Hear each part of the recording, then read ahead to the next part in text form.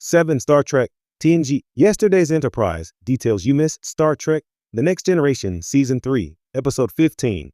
Yesterday's Enterprise remains one of the series' most highly acclaimed episodes, but there are some fascinating things many viewers may not know about this iconic story.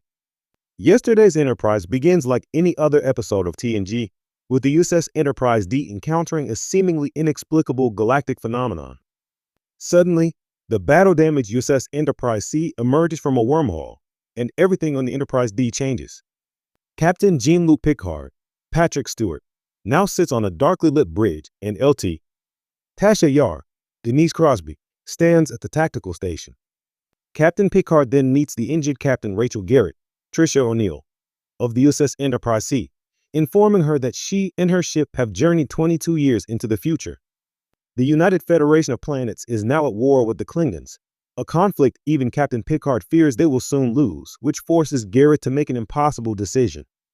With compelling guest stars and a fascinating glimpse into the history of ships named Enterprise, Yesterday's Enterprise remains an incredibly memorable episode of Star Trek The Next Generation, and more than earns its reputation.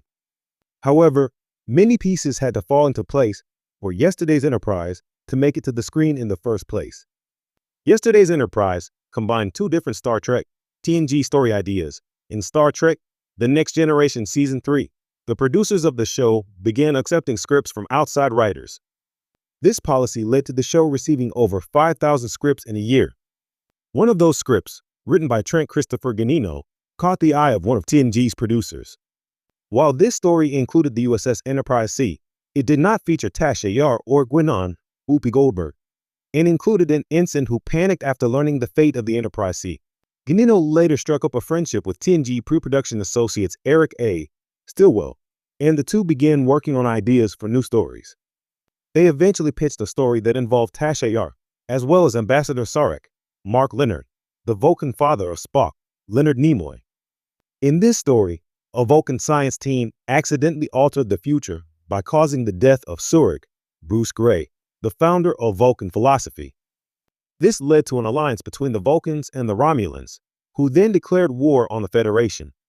The Klingons later replaced the Vulcan/Romulan alliance, and this idea was then combined with a time-traveling Enterprise C to eventually become Yesterday's Enterprise.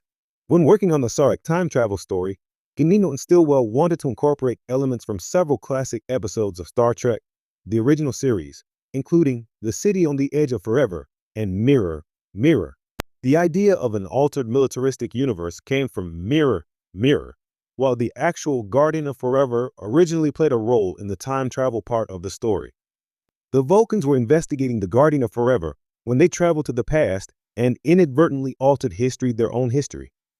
According to the book The Making of Yesterday's Enterprise by Eric A. Stillwell, TNG Season 3 showrunner Michael Piller feared that the Guardian of Forever was too much of a gimmick, and he wanted to stay away from too many references to TOS. This story idea also saw Sarek travel back in time to replace Surik, thus restoring the correct version of the Star Trek timeline. The idea of someone going into the past and replacing a historical figure was later used in the excellent Star Trek Deep Space Nine two-parter, Past Tense, which saw Commander Benjamin Sisko, Avery Brooks, take the place of Gabriel Bell John Lindell Bennett,